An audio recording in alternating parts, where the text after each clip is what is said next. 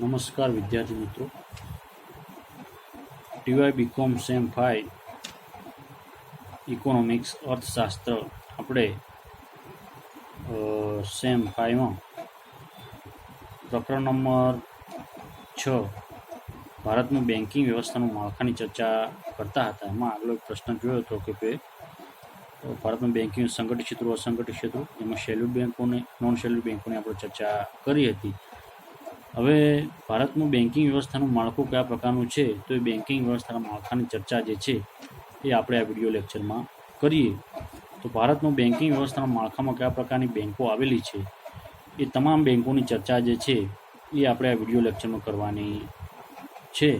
તો ભારતમાં એક પછી આપણે જે 10 જેવી 1, 2, 3, 4, 5, 6, 7, 8, 9 અને 10 જે બેન્કો છે અને એને પેટા પ્રકારો છે, એ પેટા પ્રકારના આપણે જે આ વિડીયો લેક્ચરમાં ચર્ચા કરીએ. તો આપણે સૌપ્રથમ મધ્યસ્થ બેંક એટલે કે રિઝર્વ બેંક ઓફ ઇન્ડિયાથી શરૂઆત કરીએ. ભારત બેન્કિંગ વ્યવસ્થાનું માળખું, તો માળખું કયા પ્રકારનું છે, માળખામાં કઈ કઈ બેંકોનો સમાવેશ થાય છે, એ માળખાનો આપણે જે આ વિડીયો લેક્ચરમાં ચર્ચા કરવાની છે. તો આપણે ઉપર સૌપ્રથમ ઉપરથી લઈને નીચેની જે બેંકો આવેલી છે તો એ બેંકોની ચર્ચા કરીએ. તો સૌપ્રથમ ટોચ ઉપર જઈએ અને પછી નીચે એમ જેમ સૌથી ઉપર આવેલી બેંકોની ચર્ચા કરીશું, પણ નીચે આવેલી બેંકોની ચર્ચા કરીશું.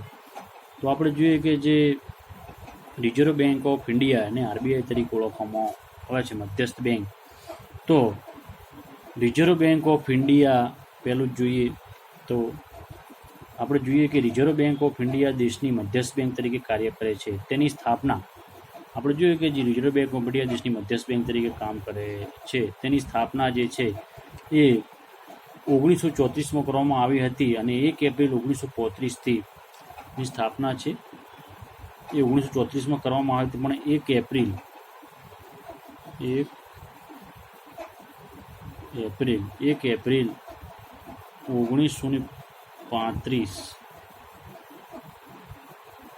એપ્રિલ 1935થી પોતાની કામગીરી જે છે એ શરૂ કરેલી જોવા મળે છે. એની સ્થાપના 1934માં કરવામાં આવશે, પણ એની કામગીરી છે 1 એપ્રિલ 1935થી શરૂ કરવામાં આવેલી જોવા મળે છે. તો આ બેંકની જે છે શરૂઆતમાં ખાનગી સાહસ, આ બેંક સ્થાપના થઈ ખાનગી સાહસ તરીકે થઈ હતી, પરંતુ જાન્યુઆરી 1949 રાષ્ટ્રીયકરણ કર્યું અને આજે સંપૂર્ણપણે તે રાજ્ય કે સરકાર હસ્તક માલિક છે, એટલે કે ગવર્મેન્ટ હસ્તકની માલિકી થયેલી જોવા મળે છે.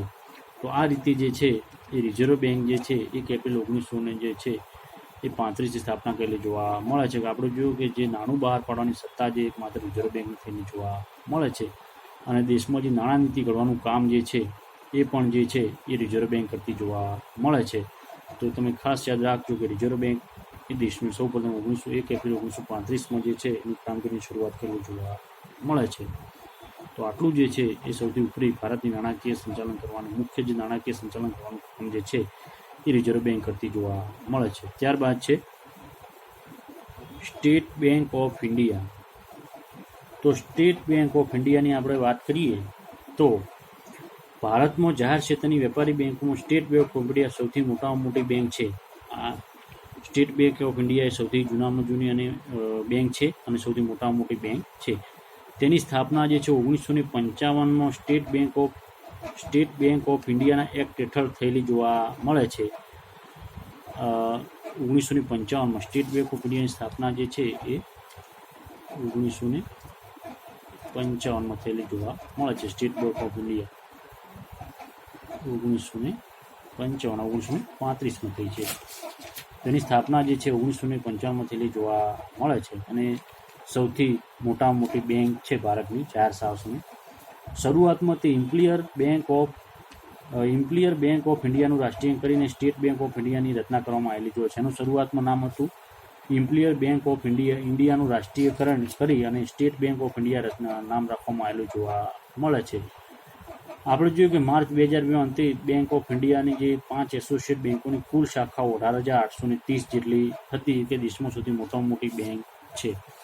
ત્યારબાદ છે 19 રાષ્ટ્રીયકૃત બેંકો, જાહેર ક્ષેત્રની બેંકો. તો જુલાઈ 1959માં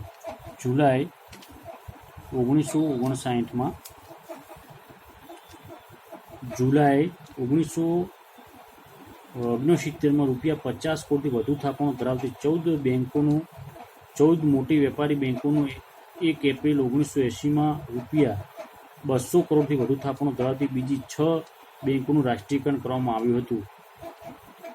એટલે કે ઓગસ્ટ 1993માં ન્યૂ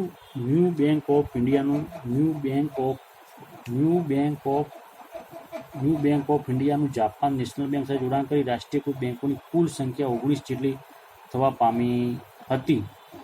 અને આમ દેશમાં બેન્કિંગ ઉદ્યોગ 91% વિભાગ જાહેર ક્ષેત્ર હસ્તક આવી ગયો હતો.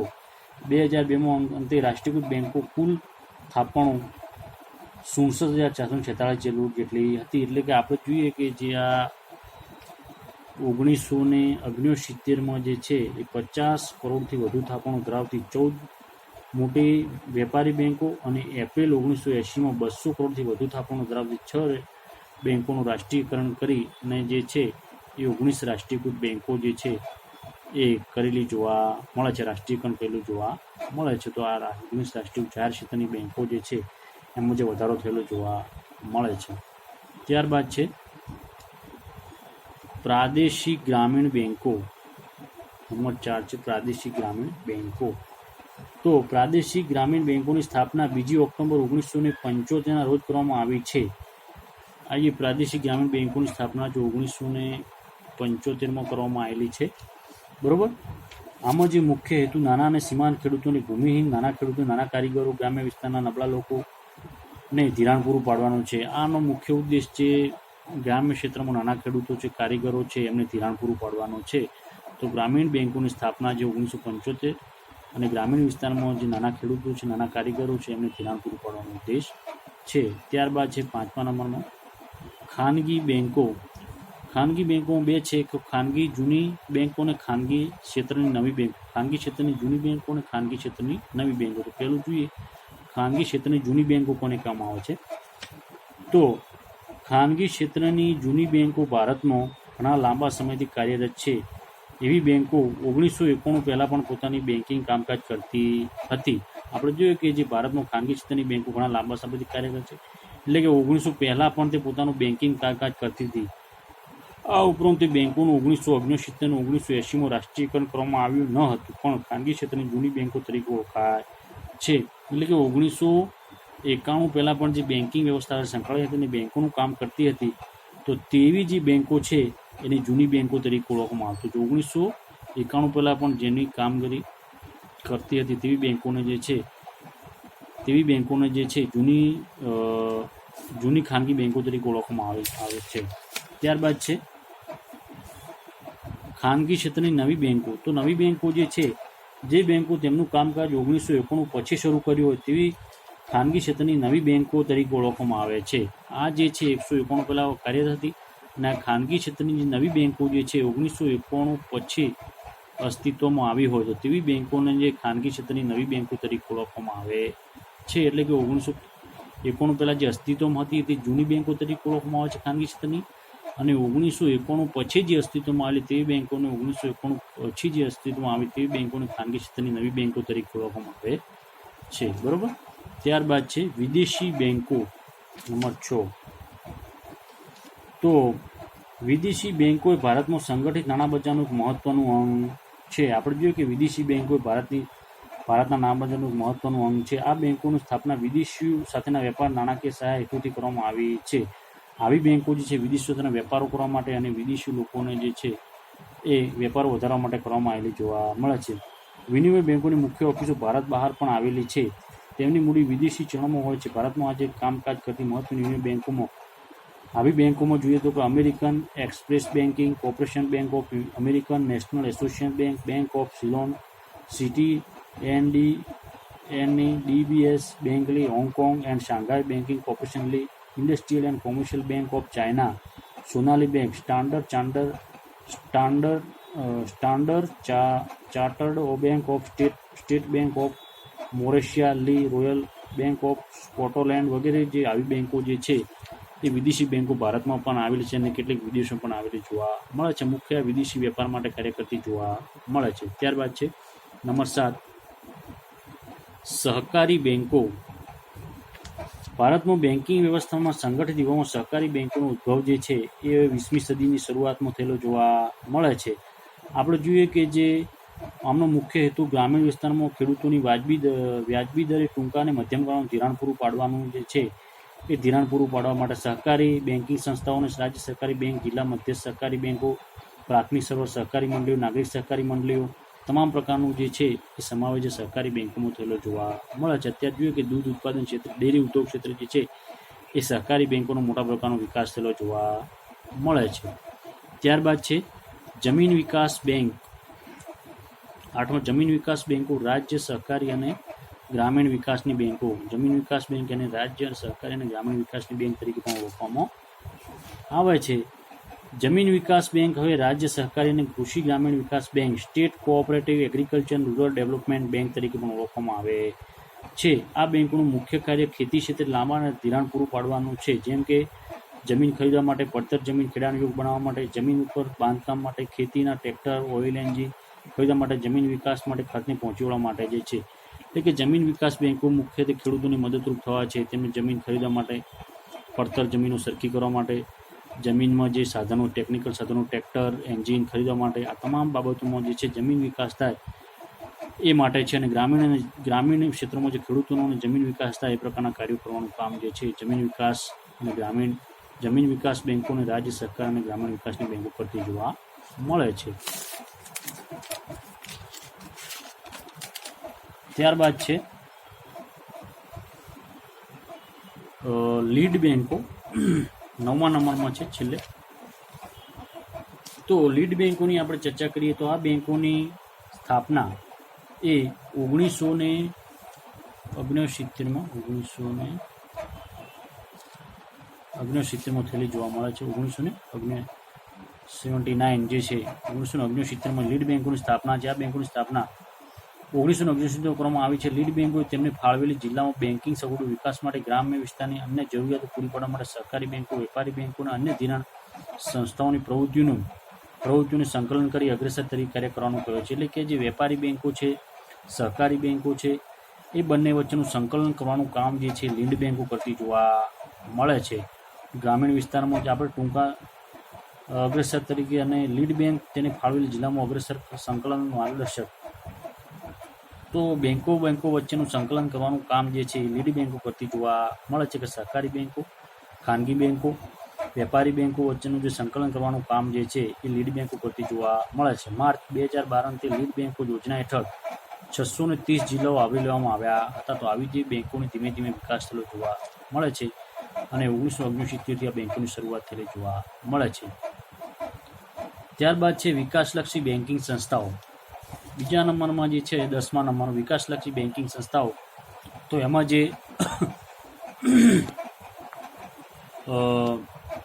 4 બેન્કિંગ સંસ્થાઓ છે: ઔદ્યોગિક વિકાસ બેન્કો, ખેતી વિકાસ બેન્કો, નિકાસાયત બેન્કો અને ગૃહ નિર્માણ માટે ધિરાણ વ્યવસ્થા. એની જોઈએ તો વિકાસશીલ બેન્કોમાં આપણે જો પેલું ઔદ્યોગિક વિકાસ બેંક. તો આપણે જોઈએ કે ઉદ્યોગોના વિકાસ માટે દેશમાં જો ઔદ્યોગિક વિકાસ મોટા પ્રમાણમાં થાય, આ બેન્કો એ માટે જે ઔદ્યોગિક વિકાસ બેંકની સ્થાપના થયેલી જોવા મળે છે. તો આ બેન્કો રાષ્ટ્રીય સ્તરે, રાજ્ય સ્તરે બંને સ્તરે કાર્ય કરતી જોવા મળે છે. આપણે જોઈએ કે ઔદ્યોગિક વિકાસ બેન્કોની સ્થાપના જે છે એ ઔદ્યોગિક વિકાસ નિગમ જે છે જુલાઈ 1948, પછી industrial credit and investment corporation of India 1955, ઔદ્યોગિક વિકાસ bank July 1964, industrial investment bank of India 1971, small industrial development bank of India April 1990. તો આ રીતે જે છે બીજું છે રાજ્ય કક્ષાએ, આ રાષ્ટ્રીય કક્ષાએ કામ કરતી જે મુખ્ય ઔદ્યોગિક વિકાસ બેન્કો છે. રાજ્ય કક્ષાએ આપણે જોઈએ કે રાજ્ય નાણાં કોર્પોરેશનો, રાજ્ય ઔદ્યોગિક વિકાસ કોર્પોરેશનો, રાજ્ય ઔદ્યોગિક મૂડીરોકાણ કોર્પોરેશનો. તો આટલો સમાવેશ જે છે એ ઔદ્યોગિક વિકાસ બેન્કોમાં, એટલે કે ઉદ્યોગોના વિકાસ માટે જે સરકારી મોટા પ્રકારના બેન્કોની સ્થાપના કરેલી જોવા મળે છે. ત્યારબાદ છે ખેતી વિકાસ બેન્કો. તો આપણે જોઈએ કે જે રાજ્ય સ્તરે કાર્ય કરતી ખેતી અને ગ્રામીણ વિકાસ માટે bank national bank of agriculture and rural development, જેને નાબાર્ડ તરીકે ઓળખવામાં આવે છે. National bank of agriculture and development, NABARD તરીકે જેને ઓળખવામાં આવે છે, બરોબર. એને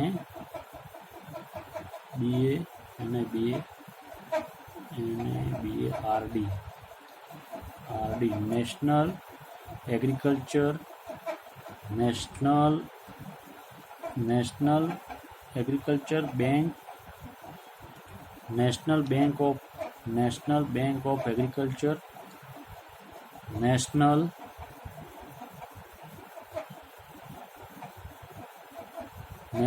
બેંક એગ્રીકલ્ચર રૂરલ ડેવલપમેન્ટ, બરાબર. તો એને જે છે કે ગ્રામીણ અને કૃષિ ક્ષેત્રે કે રાજ્ય સ્તરે કામ કરતી ગ્રામ અને રાષ્ટ્રીય વિકાસ માટેની બેંક જે છે એને નાબાર્ડ તરીકે ઓળખવામાં ટૂંકમાં. તો આ બેંક જે છે એ મોટાભાગના લોકોને જે છે ગ્રામીણ વિસ્તારમાં જે ખેતીની સહાય કરતી લોનો આપવામાં જે ધિરાણો કરે છે અને ખેડૂતોના વિકાસ માટે કાર્ય કરતી સંસ્થા છે. તો ખેતી વિકાસ બેંકોમાં મહત્વની જે સંસ્થા છે એ સંસ્થાની સ્થાપના થયેલી જોવા મળે છે. ત્યારબાદ નિકાસ આયાત બેંકો. તો આ બેંકોની સ્થાપના 1982માં કરવામાં આવેલી છે. 1982માં આયાત નિકાસ બેંકની સ્થાપના જે છે નિકાસ આયાત બેંક જે 1982માં કરવામાં આવેલી છે. તેનો મુખ્ય હેતુ નિકાસ અને આયાત વેપારનો નાણાં પૂરા પાડવાનો છે. આયાત અને નિકાસમાં જે છે એ નાણાં પૂરા પાડવાનો છે. ત્યારબાદ છે ગૃહ નિર્માણ માટે ધિરાણ વ્યવસ્થા. ગૃહ નિર્માણ માટે એટલે કે જે મકાન બાંધકામ માટે જે છે એના માટે જે છે એ ગૃહ નિર્માણ માટે ધિરાણ પૂરી પાડવાની વ્યવસ્થા છે. એમાં જોઈએ તો પહેલું છે housing and urban development corporation, ત્યારબાદ છે હાઉસિંગ ડેવલપમેન્ટ ફાઇનાન્સિંગ કોર્પોરેશન અને નેશનલ બેંક હાઉસિંગ, બરાબર. આટલું જે છે એ આ હાઉસિંગ જે છે નિર્માણ માટે જે છે ઘર નિર્માણ માટે આ બેંક જે છે વિકાસ થયેલો જોવા મળે છે. તો આટલું જે છે ભારતમાં જે મુખ્ય બેન્કિંગ વ્યવસ્થાનો વિકાસ થયેલો જોવા મળે છે. તો એનું આપણે શરૂઆતથી જોઈએ તો એને આપણે ચર્ચા કરી. તો શરૂઆતમાં આપણે જોઈ ગયા કે ભારતમાં બેન્કિંગ વ્યવસ્થાનું માળખું જે છે એ માળખું કયા પ્રકારનું છે તેની આપણે ચર્ચા કરી.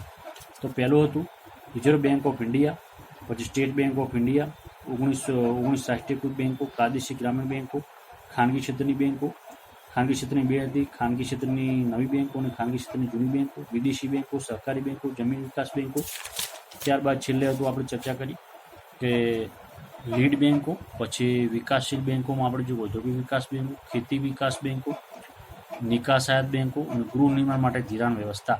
તો આટલી જ છે ભારતમાં બેન્કિંગ વ્યવસ્થાના માળખાનો જે છે એ વ્યવસ્થિત વિકાસ થયેલો જોવા મળે છે. તો આ રીતની ભારતનું જે છે એ બેન્કિંગ વ્યવસ્થાનું માળખું વિકાસ થયેલો જોવા મળે છે. તો તમને એટલે આપણે આ બે જ પ્રશ્નો છે આ ચેપ્ટરમાં. તો અહીંયા ચેપ્ટર પણ પૂરું થાય છે અને પ્રશ્ન પણ પૂરો થાય છે અને સાથે ચેપ્ટર પણ અહીંયા પૂરું થાય છે. તો હવે પછીના વિડીયો લેક્ચરમાં આપણે આ જે પ્રશ્નો છે એના વૈકલ્પિક પ્રશ્નો છે વૈકલ્પિક પ્રશ્નો છે તેની આપણે ચર્ચા કરીશું.